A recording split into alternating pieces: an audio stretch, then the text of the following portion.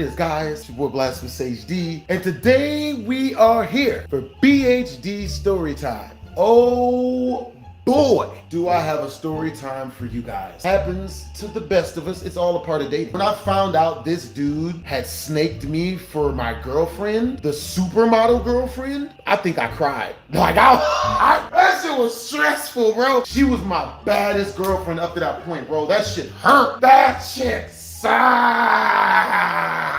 I think I may have told a couple of people. I know I never streamed this story. It is wild. At one point, I was dating this chick that was built like a supermodel. It made no sense how attractive this chick was. What's really funny is my editor had met this girl before I ended up meeting her and hanging out with her. She was dating this dude. This dude was her sugar daddy. And the dude had hit up my editor, told my editor to go to this chick's house and to fix her computer, to set it up so she could stream, because she was streaming on YouNow. I used to stream on YouNow. I don't know if YouNow was the first place that I started streaming at and whatnot, but it was definitely the place where I developed a love for streaming. I was scrolling through YouNow, watching other people's lives, getting the vibe for other streamers. I run into this chick who was streaming nothing but her stomach and her titty meat. Her stomach was all flat, looked like she had worked out and whatnot. Her titties was massive but still compact. It was all pushed up and mashed together.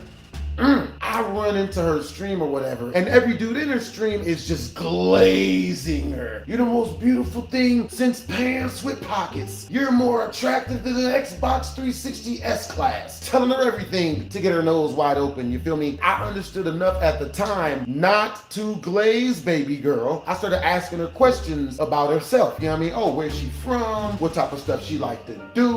Her hobbies, stuff like that. I leave her live stream because she wasn't talking about much. She was just showing her midsection and titty meat, you know what I'm saying? Which is good in the beginning, but after a while, it's not that big of a deal. Baby girl, she DMs me and she says, you know, I really like your vibe. Now, when I text this girl back, I said something so outrageous that I didn't think I was gonna get a text back. Like, she was so bad physically, I just thought that it wasn't gonna work. So I swung for the fences. I said the goofiest, wildest stuff, craziest shit, the sickest things that I thought wouldn't actually elicit a response from a female. I say simply, Snapchat me that pussy. I'm not expecting a response back. I'm thinking it's not gonna work. Hell me why? She texted me back, not just the titty meat, she texted me back a video of her being a sexy fire hydrant, which to me was impressive. You know what I mean? That's a 10 out of 10 on athleticism, because the fact that her happy place was strong enough to jettison liquids out, you know what I'm saying? I was just like,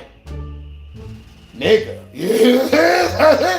When she said that to me, I texted her and was like, you know, of course I gotta put on my man voice. I texted my man voice. We should hang out sometime. You got good energy, nigga. With that being said, she says, I would like to hang out. You know what I mean? I like your vibe too. So I text her back and I say, when are you free? I asked her what her availability was, which is super important whenever you're talking to chicks. If you don't ask for her availability, it's really, really easy to get flaked on. Because she'll tell you when she thinks she's free, not when she's actually free. She tells me what her availability is. I set up the date and we don't even talk. We don't text. There was no communication in between that and us meeting up. The night of the next day is when we decided to meet up. I drive to her crib. Baby girl lived all the way out in the outskirts of Las Vegas, next to the Air Force Base. If you're ever in Vegas, you know exactly what I mean. I go to baby girl's crib. I'm not gonna lie, I thought it was a setup. I thought that the boys was coming, man, and not even the alphabet boys. I thought I was being rizzed. I've had people attempt to rob me before. They like to call it a honeypot. You show up to get the honeypot and they end up just robbing you for whatever you have, regardless of if it has honey in it or not. I'm sitting in my car, I drive to her crib, and this is like a super duper shady looking area. I pull up on the curb and I park, but I leave the car running just in case I gotta run on the motherfucker. I'm in my modded 300, you know what I'm saying? I'm bumping music, you know what I'm saying? I'm lit. You know what I'm saying? Like, I'm turned in. After about a good good 11 minutes waiting. Baby girl comes out of her crib. When she got in my car, I'll never forget the first thing she said to me. She says to me, "You're not gonna grape me, are you?" To which case I answered back very genuinely, "Hell no, yo, look, like, I'm gonna keep it real with you. That's not my thing. That's not how I get my jollies. That's not attractive to me. I don't want nothing that's not handed to me. Cause I'm planning on baby girl handing that to me into my hand, baby. I don't feel that I needed to steal any happy place. I'll let her know BlastphamousHD has stolen many things. I've shoplifted a bunch of stuff back when I was a children. Batteries for my Game Boy Color because Pokemon Red takes like 500 million hours to beat. All the bags of delicious hot Cheetos and or all the other crisps that I enjoy eating on. These things I've shoplifted. I don't know about you guys, but the scariest part to me when I used to be in the shoplift game was walking through the metal detectors once you've gotten all of the shoplifted items onto your person. Walking through that was nerve-wracking to me. I can't even tell you why. Every time I walk through, I would have a miniature heart attack. Like,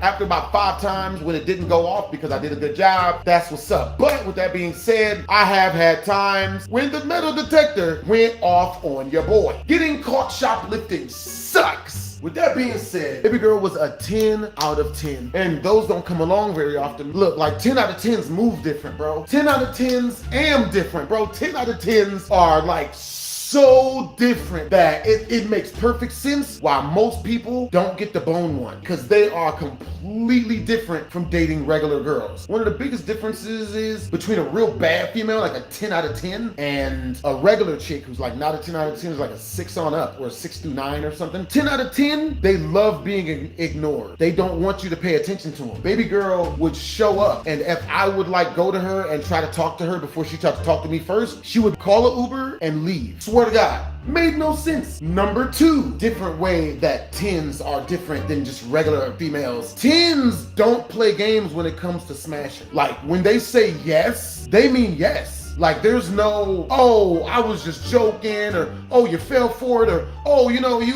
oh, blah, blah, blah. There's none of that. Because with a regular girl, she'll say yes and then interrogate the shit out of you beforehand. So I'm with the 10, I meet her up. We drive straight to the Orleans Hotel. We didn't say a single fucking word in this car ride, which is the exact opposite of what normally is supposed to happen. Normally, you gotta be a motor mouth to hit some cheeks. You gotta be ADHD as fuck to smash. The longer you can talk and keep her engaged and tell her stories, the more safe she feels around you, the better she can understand who you are, and the less chance she's gonna think that you're trying to do something malicious. Being quiet scares females. We drive all the way to the hotel room in silence. We get to the Orleans, we not holding hands. There was nothing lovey-dovey. There was nothing that would have said that this was gonna go good. There was nothing said that this was gonna go dirty. Baby girl don't get no liquor, nothing to pregame. When we get to the room, she sits down on one bed and I sit down on the other bed. And I'm not gonna lie, I did not know what to do. I did not expect to get this far. So I sat there and didn't say shit, was just quiet the whole time. 15 minutes of the loudest quiet, the worst types of quiet ever to be heard by man. So 15 minutes into how quiet and uncomfortable this is, baby girl, I'll never forget it. She looks over at me and she says words that are music to my ears.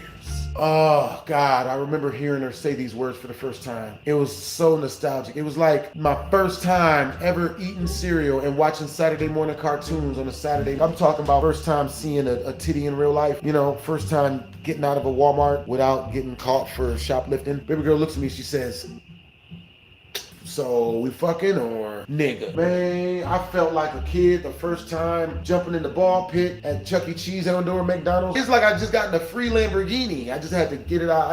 It was inside of her vagina. Bro, inside my brain, I was throwing a full-on birthday party for myself. Like they were shooting confetti in my brain. It was like that episode of SpongeBob SquarePants where he forgot everything but how to be a waiter. Little hims inside him was running around figuring shit out. But in this situation, all the little me's that was inside my brain was throwing a fucking party, nigga. They was hoisting the main me up. Yeah, nigga. Yeah, we was mosh pitting and shit. Yeah. Like it was like a bar mitzvah. Like I was in a chair and like 20 me's was holding me up. Yeah, nigga. it goes the perfect way. Snoo accomplished, people, and she was a 10. She was fucking bad, bro. She was so bad. A lot of you guys asked me, BHD, how did you lose weight? It wasn't using nunchucks, and it wasn't doing push-ups. It was snooing with that 10. She was just always down to snoo, and that was just right up my alley, man. Like 4 times a week, she was coming over to the crib, and we would exercise together and stuff. I broke a $5,000 bed with her. That's how I lost the weight. People thought I was probably somewhere in a gym and shit. That's not what was happening. With that being said, we start dating and stuff, and I start taking this girl seriously because she's the baddest bitch I had ever been with up to that point. So look, before I lose my nerve to tell you guys the YouTuber that my supermodel girlfriend cheated on me with, it was Jinx the Rebel, the reaction channel. Jinx, bitch, you gon' fuck Jinx, nigga. Jinx is diabolical. It was so flabbergasting that I just lost my voice. Oh, look, it's back. If you gon' fuck somebody, bitch, couldn't it be like freaking rice gum? That would make more sense. Or Lil Moco. That would make more sense, bitch. Jinx. Jinx. Nigga. We gonna edit that out. We gonna leave that in. It's okay that she cheated on me. I got a way badder female like 8 months later. Didn't take long.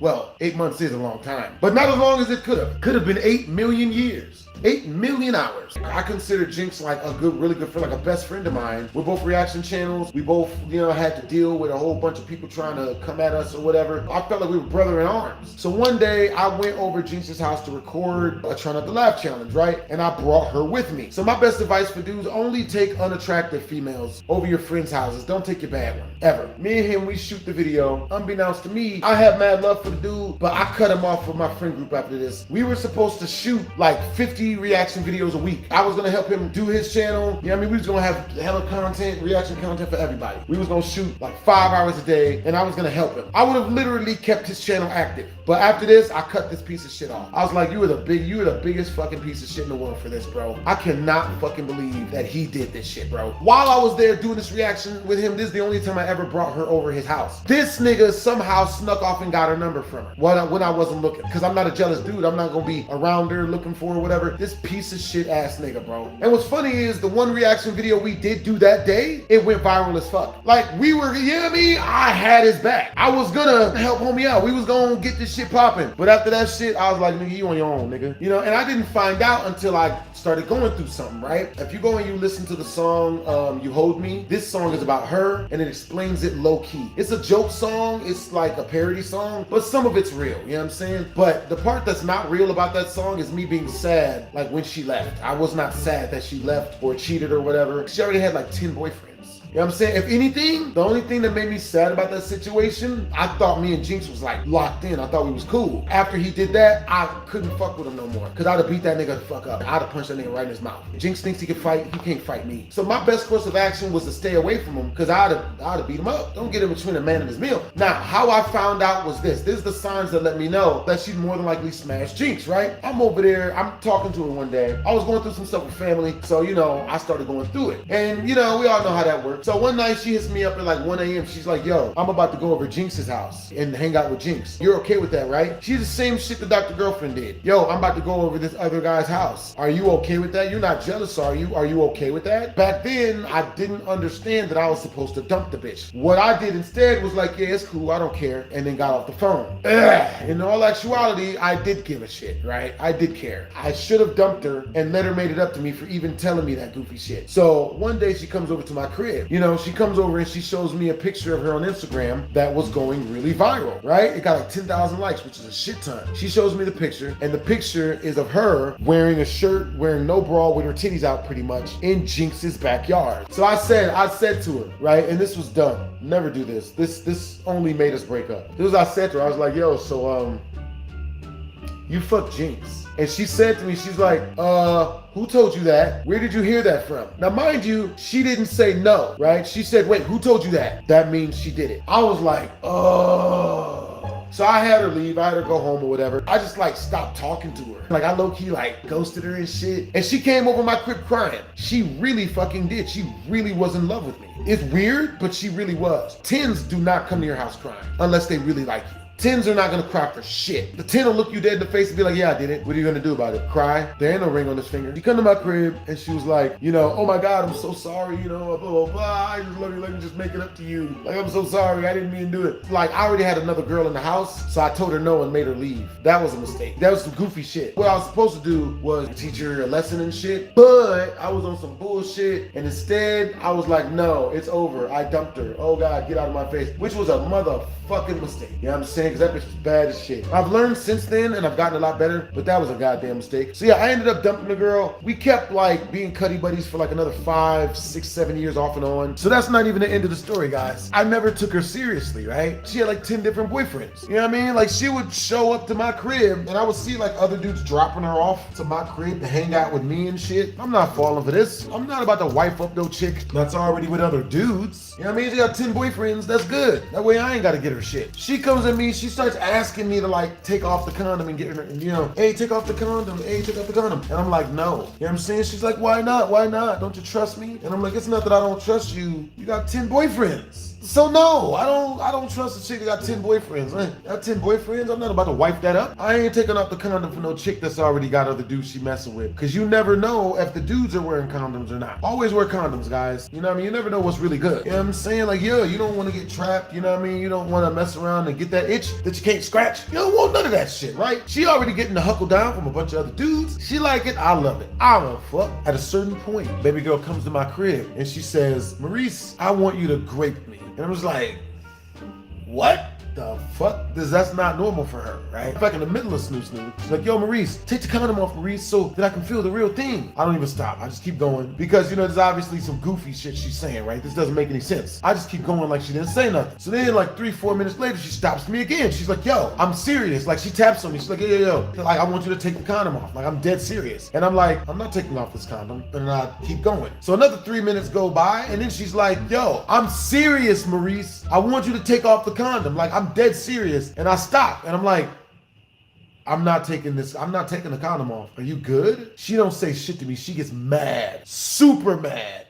I'm not gonna lie. I was like, and just kept going. 7-8 minutes later, I got to where I wanted to get to. You know what I'm saying? I don't know if she crossed the finish line. You know, who cares about women's orgasms? You know, that shit's a myth. She's like, you know, afterwards, she puts her clothes on and then she leaves. And that's the last time I ever smashed that chick. Never hit that shit ever again. Granted, I got to about 700 times with her or so, but I would have liked to keep her around, you feel me? Did she have nice boobies at least? Bro, she had the best breast. She had a maximum level ass, maximum level titty. If this was an MMORPG and the nasty parts on her had stats, you know what I'm saying? Like her titties was max level, her ass was max level, you know what I'm saying? Her face was max level. Well, her face was like level 99. The only way to get a max level in face for me is if she's got like hazel eyes or something. She hit me up 8.5 months later after we smashed at my crib and she asked me to take the condom off and I wouldn't. She sends me a picture of the baby and it's like, look, isn't he cute? And it still took me like a week to figure out, wait a minute, bitch. So that's why you tried to get me to take off the condom? Because you smashed a different dude without a condom, got pregnant by him because she wants to be able to say, oh, well, I think it's your kid too. No, it's your kid. She wants me to take off the condom so she could try to get me to pay her bills. She would have gotten me for child support because she would have told me it was mine and I would have believed her because I